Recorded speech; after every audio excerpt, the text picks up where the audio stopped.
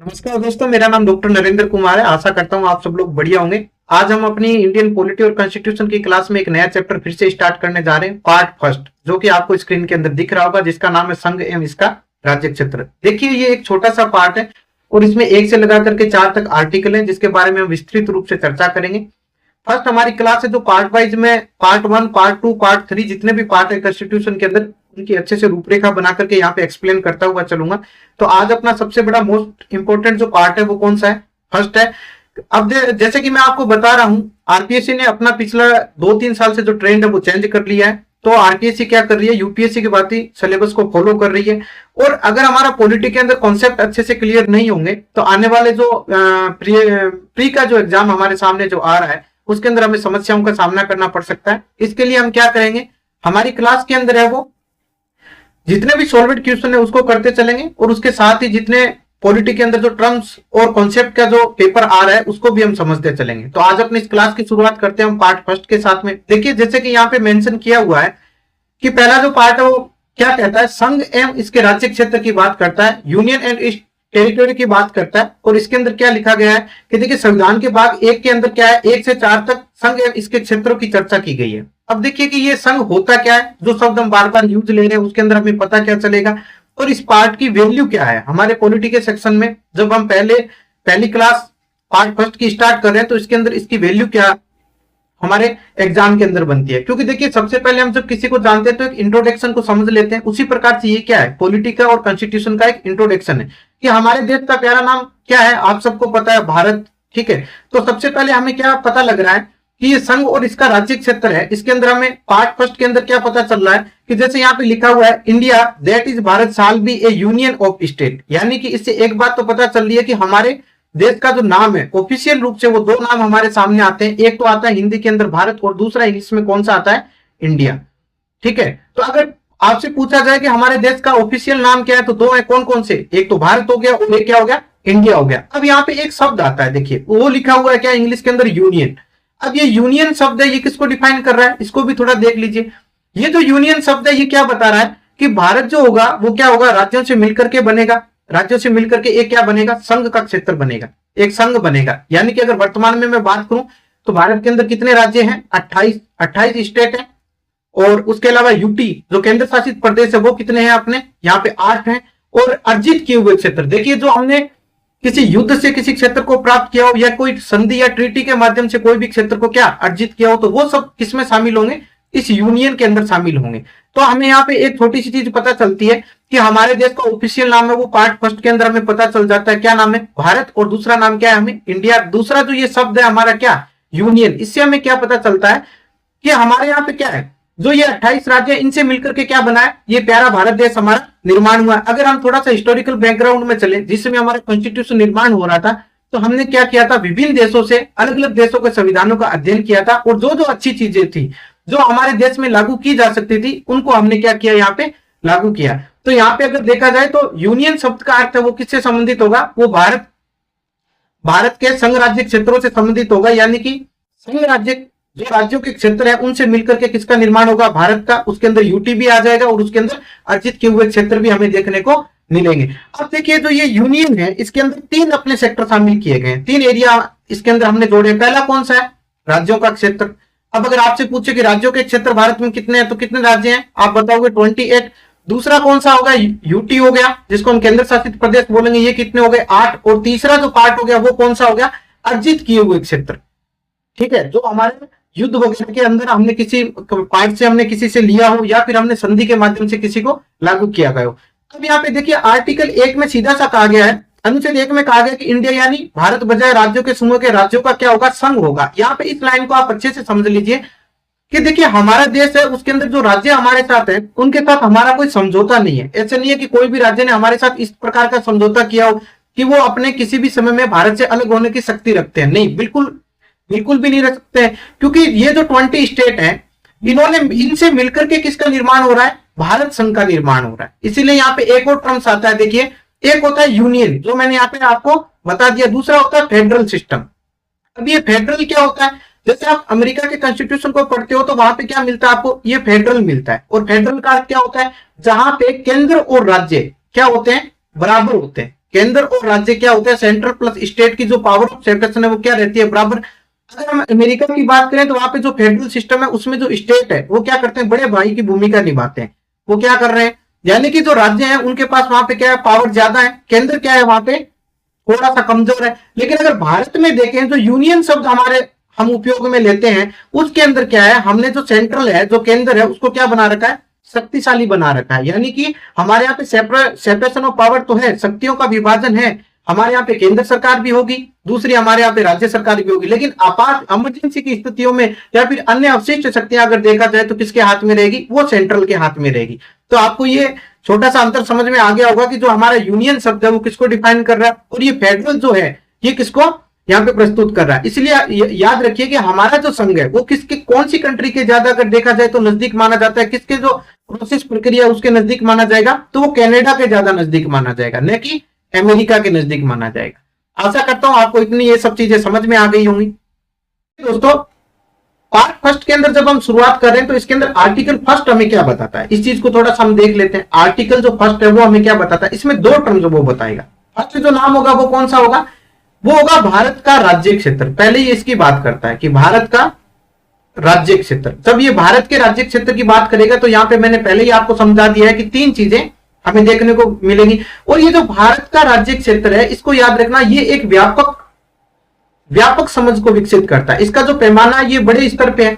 तो ये भारत का जो राज्य क्षेत्र होगा इसके अंदर कौन कौन सम्मिलित होंगे, राज्यों का क्षेत्र यानी कि स्टेट को इसमें शामिल किया जाएगा, इसमें यूटी को शामिल किया जाएगा और अर्जित किए हुए क्षेत्र हैं उनको हम क्या करेंगे, शामिल करेंगे। यानी कि भारत का राज्य क्षेत्र यानी जहां तक भारत की क्या संपूर्ण प्रभुत्व सत्ता कायम रहेगी, ठीक है, वहां पे ये किसका यूज किया जाएगा, भारत के राज्य क्षेत्र का यूज किया जाएगा। अब दूसरा इसी आर्टिकल के अंदर एक कॉन्सेप्ट आता है, कौन सा, भारत का संघ। दूसरा शब्द कौन सा आता है, भारत का संघ। ये भारत का संघ है, ये दूसरा वर्ड यहाँ पे क्या किया गया मेंशन, जिसको क्या बोल रहे हैं, यूनियन ऑफ इंडिया। अब ये यूनियन ऑफ इंडिया, इसमें क्या होगा, यूनियन का सीधा सा अर्थ क्या हो गया, यानी कि यहाँ पे शक्तियों का बंटवारा होगा, केंद्र और राज्य के बीच में क्या होगा, पावर ऑफ सेपरेशन की बात की जाएगी। लेकिन इसका जो दायरा रहेगा वो क्या रहेगा, सीमित रहेगा। यानी भारत का जो संघ है इसका दायरा क्या रहेगा, ये सीमित रहेगा। और यहाँ पे हम सिर्फ किसकी बात करेंगे, राज्य क्षेत्र की, यानी कि सिर्फ हम 28 स्टेट की बात करेंगे, न कि यूटी की और अर्जित किए हुए क्षेत्र की। अब देखिए हमारे सामने सबसे बड़ी एक बात ये रखी गई कि क्यों नहीं हमने अमेरिका के कॉन्स्टिट्यूशन में जो फेडरल शब्द है उसको फॉलो क्यों नहीं किया। तो उसके लिए डॉक्टर अंबेडकर साहब ने एक बात कही थी कि देखिए उनकी प्रोसेसिंग में, उनके कॉन्स्टिट्यूशन की प्रोसेसिंग में, उनके हिस्टोरिकल बैकग्राउंड में और हमारे हिस्टोरिकल बैकग्राउंड में बहुत ज्यादा अंतर है। क्योंकि जब अमेरिका 1776 में आजाद हुआ था तो वहां के जो स्टेट थे वो स्वतंत्र राज्य थे, ये मान के चलिए वो बिल्कुल स्वतंत्र थे। तो उन्हीं 12-13 स्टेट ने मिलकर के किसका निर्माण किया, मिलकर के एक समझौता किया और वहीं से क्या USA, United state of America हमारे सामने आया था। लेकिन भारत के अंदर जो राज्य हैं उन्होंने ऐसा कोई समझौता हमारे साथ नहीं किया। वो क्या है, तो वो भारत के एक अभिन्न अंग है, यानी कि वो राज्यों से मिलकर के बने हुए हैं। इसलिए हमने किसको सबसे ज्यादा फॉलो, हमारे नजदीकी अगर देखा जाए तो हम कनाडा के कॉन्स्टिट्यूशन प्रोसेस को हम क्या करते हैं, ज्यादातर फॉलो करते हैं। आशा करता हूं कि आपको ये सब चीजें समझ में आ गई होगी। अब अपन चलते हैं आर्टिकल 2 के ऊपर।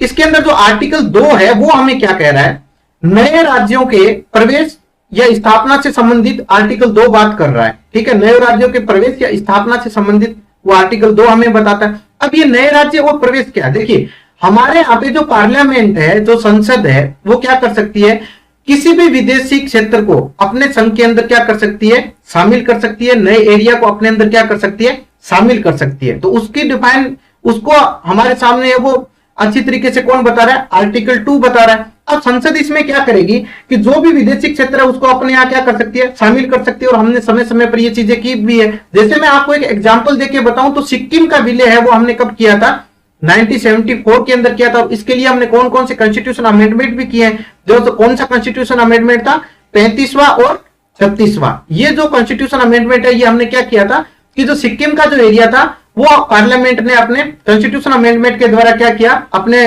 देश के अंदर शामिल कर लिया था।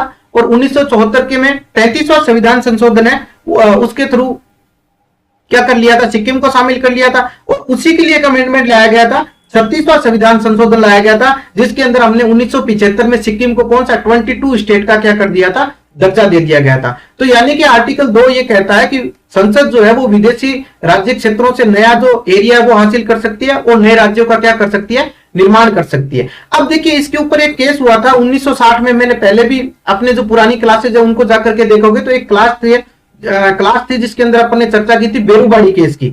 अब ये बेरूबाड़ी केस में भी ऐसा ही कुछ मामला सामने आया था कि बेरूबाड़ी को लेकर के कि उस समय हमारे जो प्राइम मिनिस्टर साहब थे उन्होंने ये बेरूबाड़ी का क्षेत्र वो किसको दे दिया था, पाकिस्तान को दे दिया था। तो इसमें एक सवाल ये उठता है कि क्या संसद किसी क्षेत्र को, विदेशी क्षेत्र को अपने यहां अर्जित कर सकती है या फिर दे भी सकती है? तो आज की अगर स्थिति देखा जाए तो बिल्कुल क्या कर सकती है, दे सकती है। इस चीज को आप ध्यान रखना। लेकिन किसके द्वारा दे सकती है, अमेंडमेंट कर करके। ये थोड़ा सा आप चीजें इसके अंदर क्या करना, ध्यान से आप देख लेना। अभी अगर मैं रिसेंटली बात करूं तो ये दोस्तों हम आर्टिकल 3 की बात करेंगे। आशा करता हूं कि आपको आर्टिकल 1 और 2 दोनों समझ में आ गए होंगे। अब हम 3 की बात करेंगे।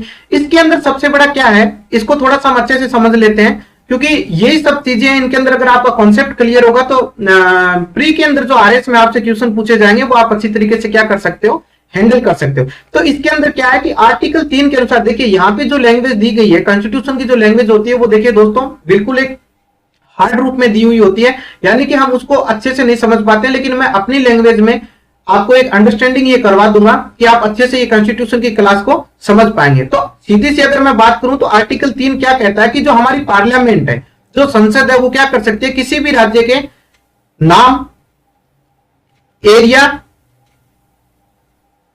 और बाउंड्री तीनों में क्या कर सकती है, चेंजेस कर सकती है। याद रखिए, यानी कि जो पार्लियामेंट है वो आर्टिकल 3 के अकॉर्डिंग क्या कर सकती है, किसी भी राज्य के नाम में परिवर्तन कर सकती है, किसी भी राज्य की सीमा में परिवर्तन कर सकती है, बाउंड्री में, और किसी भी राज्य के एरिया में चेंजेस कर सकती है, यानी कि नए राज्य का निर्माण कर सकती है। अब इसके लिए क्या होता है, एक प्रोसेस होती है। प्रोसेस का अर्थ होता है कि इसके लिए क्या करना होता है, सबसे पहले क्या होता है, एक प्रस्ताव पारित करना होता है। और ये प्रस्ताव हम संसद के किसी भी सदन में कर सकते हैं, चाहे वो संसद के कितने पार्ट है मैंने आपको बताया था, एक होता है कौन सा, लोकसभा, और दूसरा कौन सा है, राज्यसभा।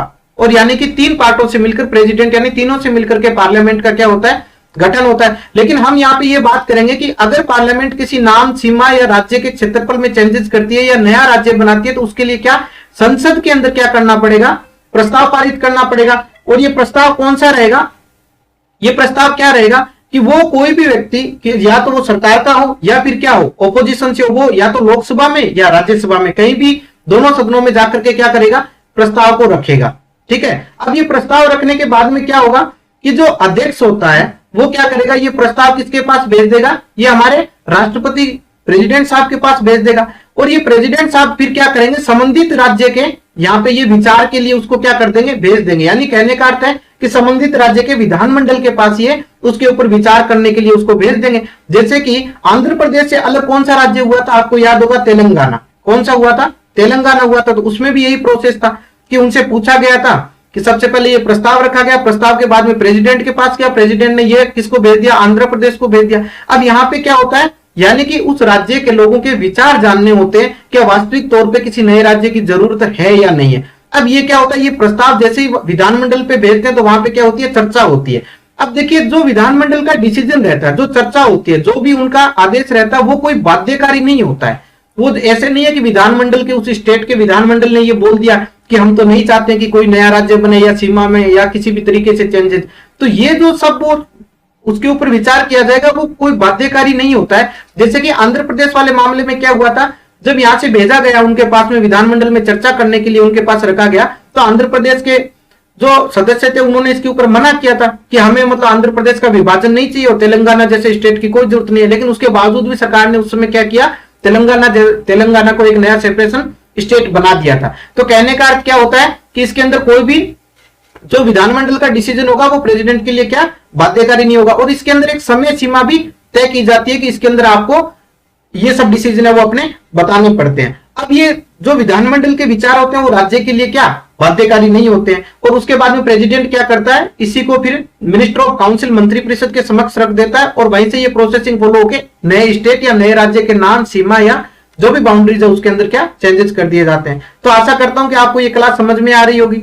फर्स्ट आर्टिकल मैंने कौन सा बताया था, जो आपको मैंने बताया था यूनियन टेरिटोरी से संबंधित है। उसके अंदर हमें क्या पता चला कि हमारे देश का ऑफिशियल नाम क्या है, भारत और इंडिया। यानी कि और भी लोग इनको बोलते रहते हैं आर्यवर्त, हिंदुस्तान, लेकिन हमें ऑफिशियल नाम जब हमें पता चलेगा तो कौन से हमें आर्टिकल से पता चलेगा, हमारे पार्ट फर्स्ट से पता चलेगा, जिसमें क्या नाम है, इंडिया और भारत का नाम पता चलेगा। उसके अंदर ही हमने यूनियन शब्द को भी अच्छे से समझ लिया। उसके अंदर हमने राज्य क्षेत्र को भी जान लिया, यूटी को भी जान लिया। आर्टिकल 2 जिसमें विदेशी राज्यों से प्राप्त नए राज्यों के निर्माण की बात कर ली। आर्टिकल 3 के बारे में भी हमने देख लिया।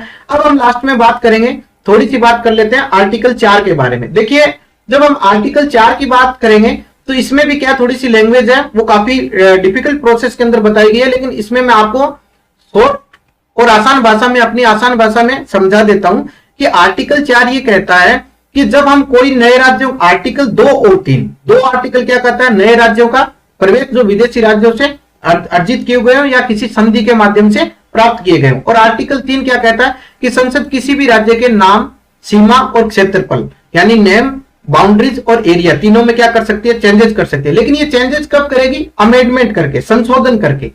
कैसे करेगी, संशोधन करके।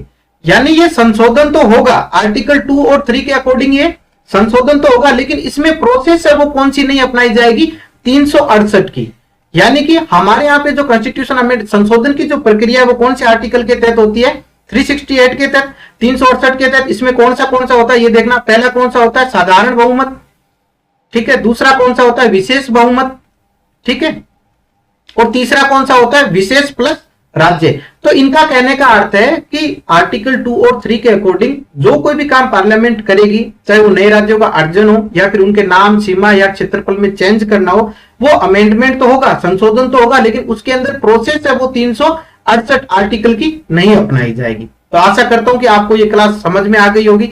अगर मेरी क्लास आपको समझ में आ रही है तो मेरे चैनल को लाइक एंड सब्सक्राइब जरूर करें। आगे की क्लास में हम पार्ट 2 पे चर्चा करेंगे। देखिए कुछ समय बाद में नोटिफिकेशन आरएस का जारी होने वाला है, तो मैं आशा करता हूं कि आप मेरी क्लास के साथ जुड़े रहिए और अपनी तैयारी को और ज्यादा मजबूत कीजिए। हम नए टॉपिक की सीरीज पे काम कर रहे हैं, जिसके अंदर हम पार्ट 2, पार्ट 3, पार्ट 4 के ऊपर, उसके बाद में मैं एक नई क्लास लेके आऊंगा जिसके अंदर जितने भी कॉन्स्टिट्यूशन अमेंडमेंट हुए हैं उसके ऊपर चर्चा करेंगे।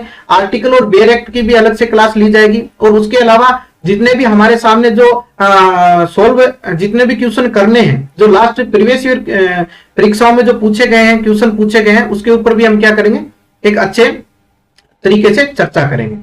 धन्यवाद।